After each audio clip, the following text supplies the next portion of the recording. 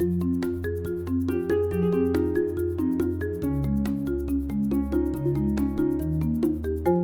everyone, my name is Matt DeNapoli. I am one of, and my colleague is actually speaking later, one of the senior managers of developer advocacy with Cisco DevNet. And these are the top 10 lessons I learned as a new DA manager, or how I learned to stop worrying and love developer relations. Little call out to Dr. Strangelove there. And so without further ado, let's get started. Oh, goodness gracious. So just to give you guys a little context and background on me, so you kind of know where I'm coming from the lessons that I've learned. I've been at Cisco for 14 years, which I know within this tech space is a long time to be with one company. But don't worry, I've held a number of different roles within the organization as I've been there. I started out in developer support, helping out wireless network engineers implement an SDK to work with Windows Vista. So that's how long I've been doing this. I moved through, did some systems architecture, some systems management, and then I kind of fell into developer advocacy, or actually at the time we were calling it developer evangelism. So I'm not sure if that's a bad word in this space, but it was interesting to get started in that and be able to do talks and learn about technologies and be able to share all the things that I was excited about, because I was kind of used to doing internal implementations, putting stuff out there as far as production was concerned, but not really being able to talk about it. So it was really exciting to get into that space. And then in the last year or so, I was able to procure a job as a manager of developer advocacy. And so now I'm a senior manager of developer advocacy. And let's get into the top 10 things that I've learned in the last year by hook or by crook. The first one is that change is inevitable and learn to embrace it. So I'm going to add a little more context here to our developer relations program, so you kind of understand where we're coming from as far as when I talk about change. So our developer relations program started in late 2013 as kind of an experiment. So for those of you that aren't familiar with Cisco, we make most of our money by selling routers and switches. But that's just kind of the topical level of things. We're actually one of the larger software companies in the world, and we tie into collaboration, we tie into application performance monitoring, we tie into service provider areas, enterprise networking, campus, all that stuff. And so a lot of times people didn't even know they're interacting with Cisco, and we're kind of there behind the scenes. But understanding that Cisco historically had been a hardware company, when the idea of building out a developer program was floated, it was, how would that actually work? What does that actually look like? And what kind of bubbled up to the top was we realized there was a really large desire for network engineers to adopt network and infrastructure automation and programmability. And once we kind of glommed onto that, since then, every year, every quarter, there were new initiatives, tweaks, aim for growth. But we always had the same leadership in place and understanding of our audience. And so we were able to kind of cater that to that. And those people that kind of led the way became the face of our organization. That was until 3 months ago, or 3 months into my situation as a manager. It was about 9 months ago. So I had an interesting mix of veteran developer advocates and newbies coming into our team as direct reports. And so I kind of had to guide them through all of this change where our organization, which we now call Developer Relations, was splitting away from our sister organization that provides formal learning paths and certification. New leadership came in, and they added direction to expand our audience from our traditional network engineer audience and automation engineers to application developers. And so as a manager, I realized that I had to address these concerns that were coming in from my team, any negative talk, any speculation, so that people on my team didn't panic. I mean, they were used to seeing a program that was, kind of getting pretty mature in its development, and was something that they were excited to join, and seeing a lot of change coming that way. And so the first thing that I did and I thought was helpful was just listen to their concerns, understand where they're coming from, where that potential negativeness could potentially come from. And then once I listened and understood what people were worried about, I was able to talk to them and reset their perception. And that actually was pretty helpful because I was able to tie the things that they were used to doing into these new directions. And I think that everyone on my team got a little bit of a comfort level in what they would be doing and how their roles would be potentially changing for the better moving forward. That ultimately guided us to tasks that supported these new initiatives. And really, ultimately, what I wanted to do was set a positive example for my team. And so I would like to think that for this one, the approach that I took worked because I had no attrition on my team. And we are actually, I feel, a stronger developer advocacy group for it. So that was number 10. On to number 9. Seek a mentor out that you trust. And this one actually started out before I became a developer advocacy manager. This was something that I wanted to kind of get moving forward because I had no experience with people management, but I had some really solid ideas about what I thought people management was. And so I started working with a gentleman that was a product manager for another organization that I worked with closely, and he turned out to be wonderful. He helped me gain confidence as a people manager. He helped me validate my ideas. He helped me bounce ideas off of them, and so it really felt like it strengthened how I engaged with my direct reports. Because I had that mentor to bounce ideas off of. Now, fortunately, we had worked together in similar technologies, and so he had a good framework for what I had to deal with, and so it made things a little bit easier when we had those conversations. But having that mentor, and I still talk to him monthly, having that mentor I can trust really helped me out in that first year. Number 8. Your task list isn't as important as your team's task list or the tasks that are important to your directs. So in my mind, the primary task for any manager is to clear the way for your teams to do their work. So now for developer advocacy, that's clearing the way for them to build their sample code, write their blog, shoot their videos, prepare for their podcasts. Now, of course, there's administrative work that needs to be done. Ooh, sorry, I've been asked to increase my volume. Yes, there's administrative work that needs to be done, such as reporting, task management, planning. But be ready at the drop of a hat to answer your team's questions or prepared to have a conversation with them that could take, half an hour, or 2 hours, because what the work that they're doing is foundational to the success of your organization. And so clearing the way for that is really your number one task. Number 7. You aren't an engineering team, but maybe you're a little bit of an engineering team. So this is an interesting one because at least in our organization, and I think this is pretty common across developer advocacy teams or developer relations teams, is made up of either engineers or past engineers or future engineers. There's an engineering aspect to it, but we're not all held to these 2-week feature sprints. We're not the ones that are grabbing the sticky note off the wall and moving it from one Kanban board to another. But we still need access to those same kinds of pipelines and structures. And deadlines aren't as hard and fast as they are in product delivery, unless there's an event that we're trying to hit. Of course, the big events are the things that definitely hold those hard timelines. But ultimately, we have to balance delivery on what is important to you, the manager, the organization in general, and the individual contributor. So understanding that you have engineers, but you're not an engineering team, I thought was pretty key to jumping into that role of manager of developer advocacy. The next thing we are looking at is that the marketing team is your friend. It took me a while to learn this one, and actually in fits and starts. I think at the beginning of things, I had this notion of if you build it, they will come. That is not true. They will not come. They will come if you tweet about it. They will come if you have a lot of content that goes out on a regular basis. You have to work with your marketing team to come up with those plans for the content you're building. Yes, most of the effort needs to be put into the content, building those proof of concepts, building those demos, building that sample code, writing those blogs. But once you get that stuff done, you need to have a plan for putting it out there, and working very closely with your marketing team is ultimately key on that. That's what they're good at.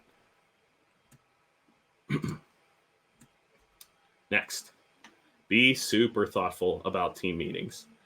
This is something that I kind of took for granted when I was an individual contributor, I would just join meetings, didn't really think too much about it. There were some times where I was like, we're having too many meetings.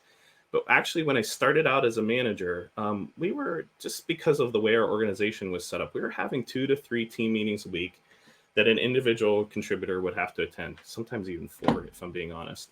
And it was so bad that I didn't feel right holding a team meeting of my own just for my direct reports.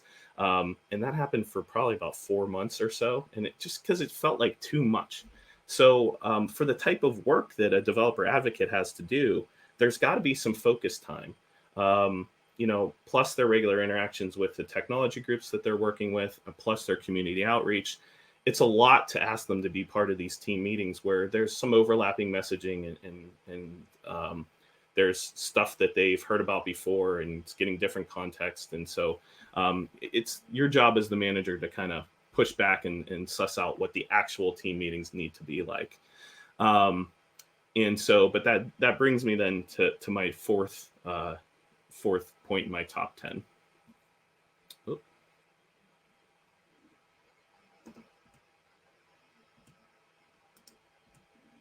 At some point, you got to bring the team together. So in my experience, and I think this is a common experience among developer relations and developer advocacy, this can be a solo job, especially in our organization, how we've laid out the roles and responsibilities. We're globally distributed. We've only really historically, even in non-pandemic times, met face-to-face on mutually attended events or annual team offsites. So when I wasn't holding those team meetings that first 3 or 4 months, I felt like it was 7 teams of me and the individual contributors, and rather than a holistic team. And sure, I was holding 45-minute one-on-ones every other week, but that camaraderie that I wanted to build didn't really have a venue. We had our messaging platform that we interacted at, but people weren't really necessarily comfortable with having those conversations with each other. And I had a few new people on my team that really hadn't met face to face, which is an interesting challenge that we've all had to deal with over the last couple of years. And with that thought, I decided, well, I know we have a ton of team meetings, but what if we pared down our 45-minute one-on-ones and allowed ourselves the ability to meet as a group? And so what I decided to do was at a 30-minute kind of check-in, rundown, stand-up, whatever you want to call it, where people shared a little bit about their weekend, so we kind of have those personal interactions and strengthen ourselves as a team. 2 tasks that they were to focus on for the week, and any help that they needed from the team. And I think that over the past 6 months or so that we've been doing this, I think our team has really started to gel and become a lot closer. So that's been really nice. Now, the other thing that I did do, 45-minute one-on-ones every other week didn't really give me enough time and insight into what they were working on. And so now we have kind of 15-minute weekly check-ins to just touch base, see if there's anything I can help them out with, understand what's going on in their world. Sometimes they bleed over 15 minutes, but that's okay. But that check-in with them has really made me feel closer to my team one-on-one. And the rundown, I call it the rundown, that we have on Monday mornings really helps us all gel as a team. So that effort to figure out how to bring the team together with the larger organization within the team meetings we have to manage in the larger organization is one of the big main things that I had to learn. Number 3, hiring is super hard. And I was chucked into the deep end right when I took over the job. We had an open rec for a cloud developer advocate, which within Cisco is kind of interesting because it covers a wide range of technologies in a bunch of different spaces. And so coming into the job, I didn't really have a good feel for exactly the technologies that would play into this person's role and what they would be working on. And now, if I was a hiring engineer, a direct engineer, a classic engineer, I would focus mainly on their technical credentials, worry less about if they were gregarious enough to stand in front of 500 people and talk about something and have them learn something engaging and how cool coding is. Now, that mix of technical acumen and engaging personality is hard to come by, right? And even harder to figure out in a couple of interviews. So as soon as I was put into that management position, I had to hire that senior level person and go through and figure out through this sea of people who fit those specific abilities to tie into developer advocacy. So there were two things that I really kind of boiled it down to. I mean, there were a myriad of other things that kind of we evaluated on, but one or two of these things really stuck out in my mind. The first one of those was, could I have an easy conversation with them? If I didn't have to probe for more information or they added examples in color without being prompted, that was a good sign that they could put on a good and engaging presentation. And so that made me excited when we had those conversations that were just kind of easy flowing and didn't require a lot of like pulling information out of them. And then the second one, and this is something that I've always kind of tried to do in my own experiences, but try and be honest about my technical capability, or more appropriately, my technical deficiency or their deficiency. Usually those who can kind of clearly identify where they are weak, and not necessarily that, hey, what's your weaknesses question, but like pulling out the conversation when talking about the technical credentials. They know then how to strengthen that area when the time is right. It's not something that they absolutely have to know today, but do you get a comfort level that they understand that they're weak in that area and can bolster it when they need to? It's really that do they know how to learn kind of thing that I've always kind of talked to people about when talking about interviews or jobs. It's always show that you can learn the thing that you need to learn. You might not know it today and be honest about it, but show that you can learn it tomorrow if you need to. All righty, we're getting to the last two. Learn your technologies, at least conversationally. So this is something that might be kind of specific to Cisco. I'm not sure how it works in other organizations, but each of our developer advocates tend to focus on one specific technology or a group of technologies that kind of fit within the same space. And sometimes that group of technologies can have sub-technologies underneath them that figure that stuff out. Now, when I started out as a developer advocate, I ended up having to focus on one specific technology.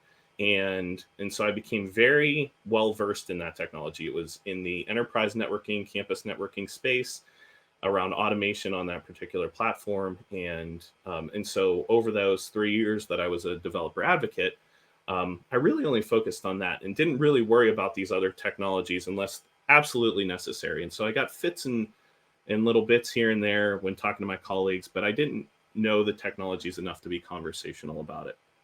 And so when I came into this role, I started to realize that I couldn't do my job effectively if I couldn't have a conversational understanding of those technologies, because if they had someone internal to our organization asking them for something to do, I couldn't really evaluate it appropriately because I didn't know how that technology affected the amount of time that they had to work.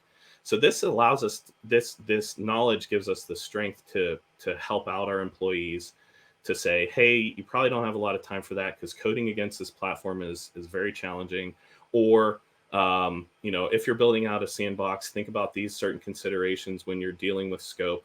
Or, hey, it would be really cool if you built out an example on this because XYZ and the audience might really like that. Those kinds of things really come from, at least, again, conversationally. You don't need to be a practitioner in those technologies, but at least being able to have a solid conversation about those technologies when dealing with both external community parties and internal engineering parties as well. And that actually brings me to my very last point, and I think I'm going to nail it on the time here. Protect your team. This is the number one thing, I think, for any manager. It's the idea that I validated with my mentor. I was like, as far as I see it, being a people manager is protecting your team. So that's the same thing for any manager, right?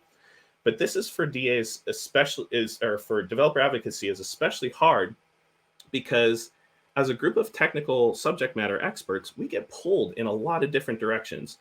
We're advising on classroom curriculum. We're advising on learning labs. We're building learning labs. We're advising on sandbox architectures. We're managing our engagements with our technology engineering groups. We're doing community outreach on several different channels. We're writing blogs. We're building sample code. We're doing all of these things that pull us in a bunch of different directions. And so we have to be very cautious about the amount of time that we spend on them and the focus for the motivation there. And so being able to protect your teams, deflecting, denying requests that don't make sense within the mission of the team, sifting top-down information for both importance and timing is super helpful for them to get their work done.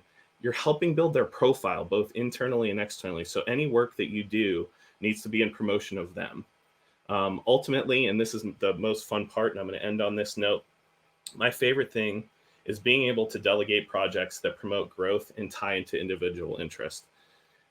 Being able to say, hey, this guy over here really loves cloud native development and really likes to work with Kubernetes, and being able to give them a project that really stretches that muscle and isn't something that is focused in an area they don't like, that's super exciting today to me. Yes, of course, there's work that we have to do, but what about the work that excites people and adds value? That's the most exciting portion of the job. So those are the 10 lessons I've learned. You can catch me at the DNAP on Twitter. Thank you very much for your time and including me, and I hope you guys all have a wonderful day. Awesome. Thank you, Matthew. Thank you. That was fun.